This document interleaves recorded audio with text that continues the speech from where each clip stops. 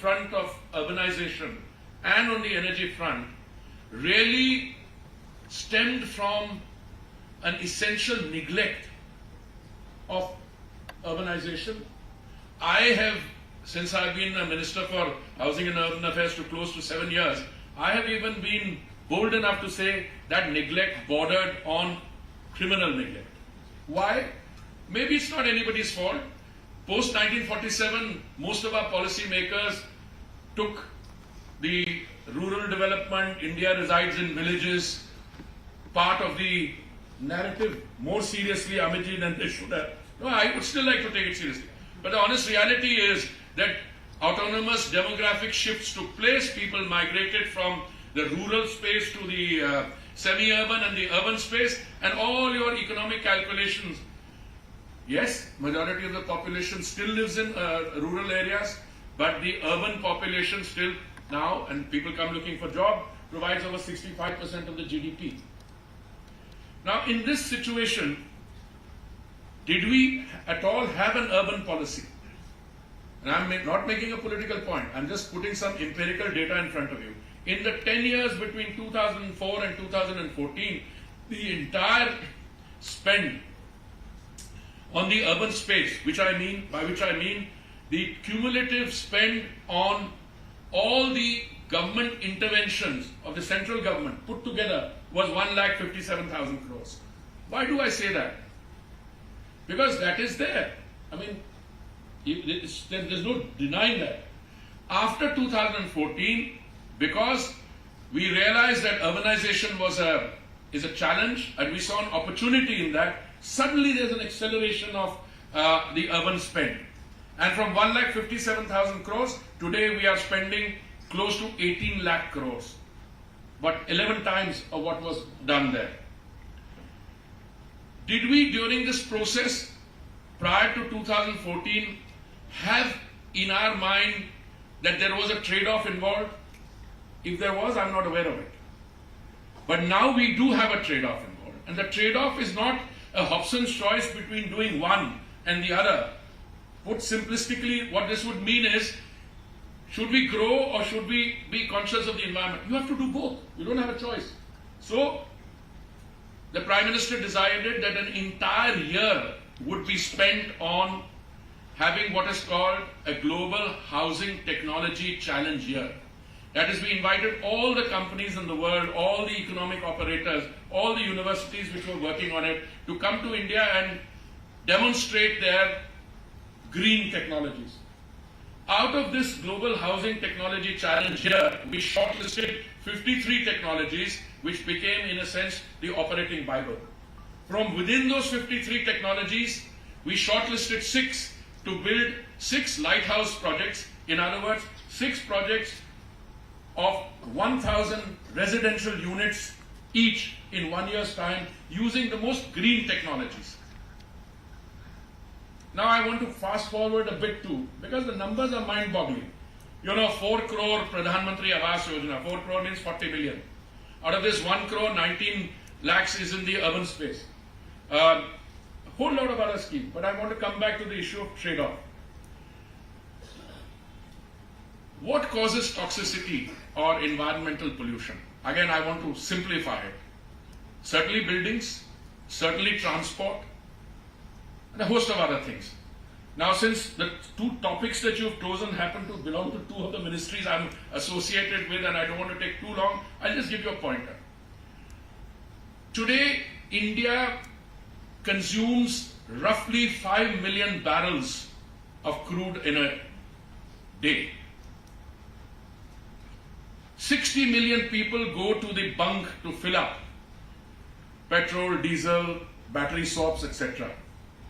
Our rate of growth in demand of fuels is 3 times the global average. And one last startling statistic, for the next 20 years, 25% of the increase in global demand is going to come from India. So what should we be doing? The normal policy choice is that we address the trilemma: availability, affordability, and sustainability. And I want to make the submission to you is, here again, we are not doing one or the other. We are doing both. What are we doing? Our E&P, that's exploration and production, is increasing. We have 3.5 million square kilometers, 3.5 million square kilometers of sedimentary basin. We opened up 1 million square kilometers of sedimentary basin, which was a no-go area. We've opened it up for exploration. Earlier, foreign companies used to say it's not worthwhile investing in India because we will come and spend a lot of money, and then somebody will turn around and say this is a sovereign asset and you spend your money. We changed all that. We are now saying we've gone from production sharing contracts to revenue sharing contracts, and we've also said if you have hesitation, we will incentivize or finance the exploration, because it is absolutely essential, because our demand for energy is shooting up. We import 87% of our requirements of fuel, and we are today about 45% of crude and 45% on natural gas.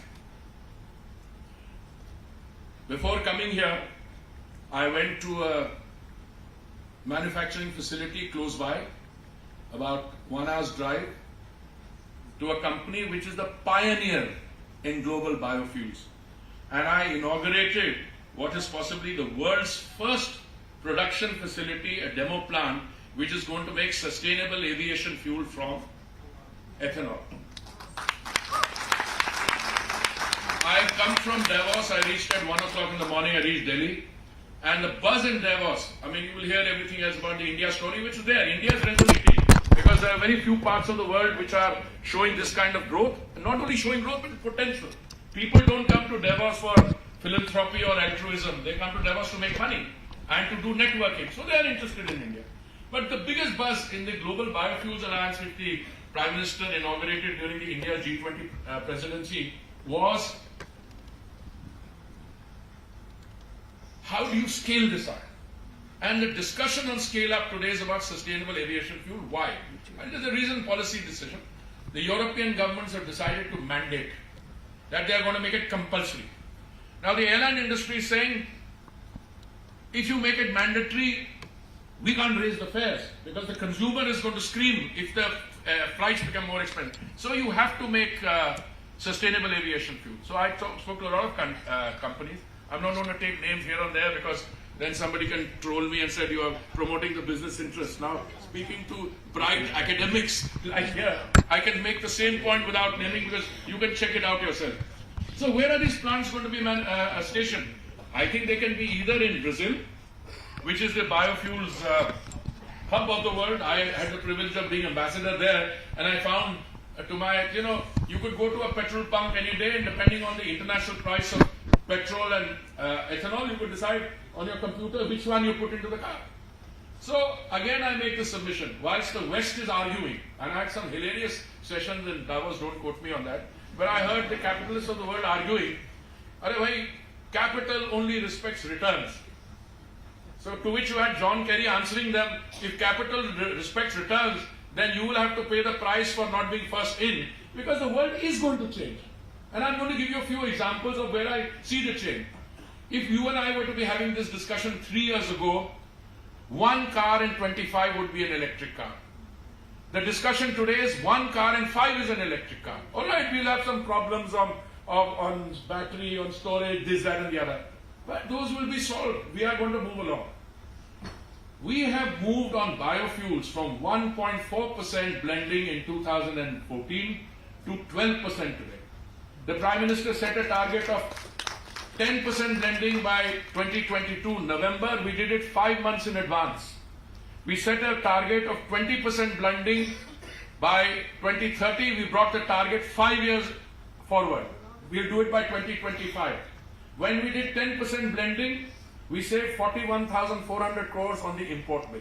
Very easy. You take what 10% blending at that point of time and see the cost of importation, 41,000. We gave our farmers 42,500 crores. These are all figures in the public domain. The biofuel story suffered initially from a very basic defect, that the academics, and I was also a teacher to start with, then I did some think tanking. You know, we took the theory without understanding it. We said, "Ye food security ko undermine kar dega." But today, the place I went to, they provided the equipment for IOCL, that I can name because it's my government company. They produce second generation biofuels from agricultural waste. In other words, the parali, which is normally used to burn in north of Delhi and which produces an air which is totally toxic, is now being used for these purposes. All right, we have to set up the ecosystem. I called the Chief Minister of Haryana. We spoke. We are giving 1,000 rupees per ton of agricultural waste aggregation, and then it goes into the biofuels plant. But my other oil company, Oil India, is making ethanol second generation from bamboo in the northeast, and a plant is already existing now, already working on making third generation biofuels from waste gases in a refinery. These are some examples. We will get 20% blending by 2025. But 2025, 20% is only a mindset problem, because when we started on this exercise, somebody told us that if you do 20% blending, you don't have to change any of the parts in a car, which is correct. But I had a very simplistic answer to that. I said, but when I was in Brazil, they didn't have any problem. He said, no, the car manufacturers have a problem. I said, no, the car manufacturers don't have a problem. Our people here are so comfortable with the existing technology that they don't. So when I did something smart, I called my Brazilian counterpart and said, bring a delegation of all the car manufacturers along. Same German, Japanese, they all came. And they said, what is the problem, 20%? Yeah. So now E85 cars are started coming. Of course, the numbers will be small. We need more ethanol to go into it. We did a test flight, interestingly, between Pune and Delhi. I think it was Air Asia, if I remember. And 1%, we said we will blend the aviation fuel with 1% of ethanol. So, great. But what we did a calculation, you need 14 crores of liter if you have to do 1% as a mandate.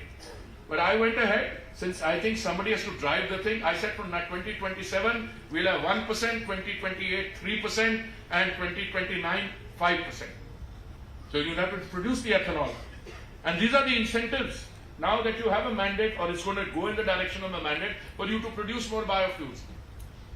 I can give you a long spiel on compressed biogas, but I'm going to fast forward, and I'm coming to the fuel of the future, which is green hydrogen.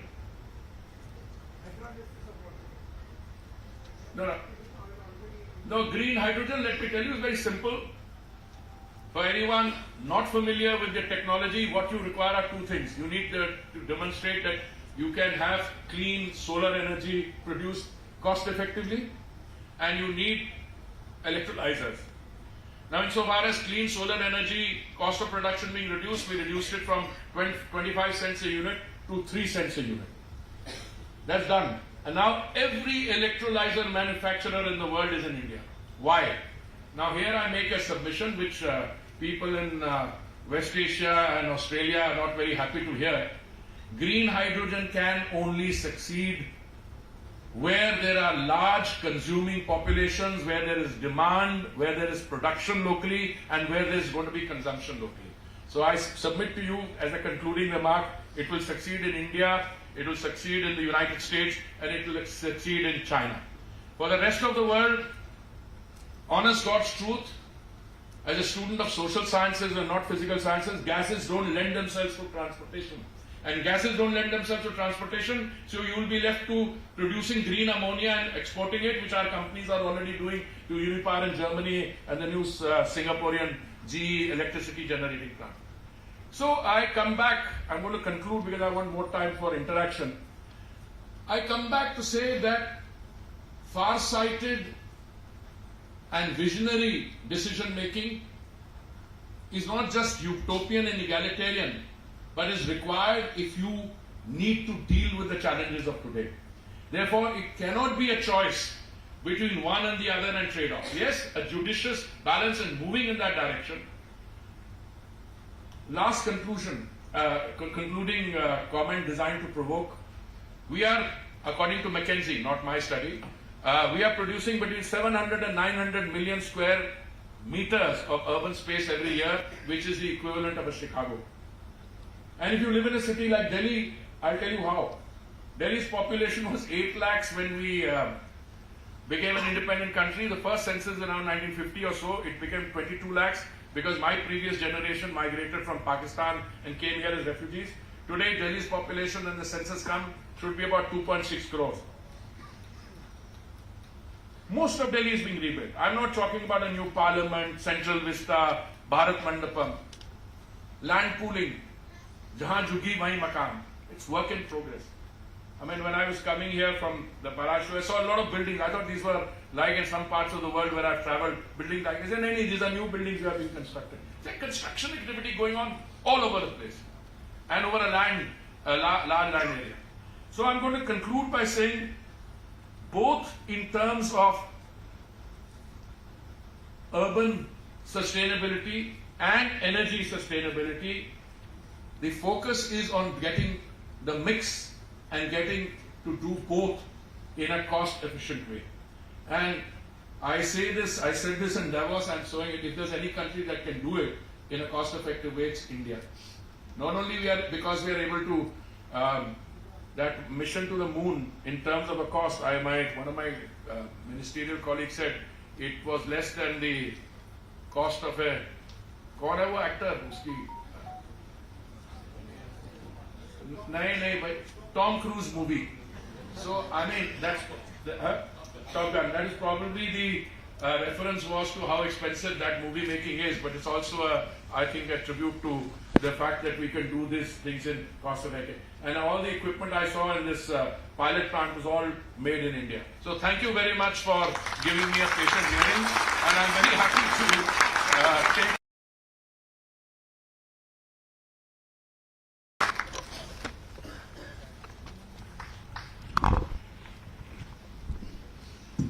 Thank you very much, Hardeep Singh ji. I think this was excellent. We have about 10-15 minutes, so I want to get as many more questions covered in this. So let me jump right to it. I think you brought up a very important point. I think India, the way I look at it is, we are, especially after independence, we are like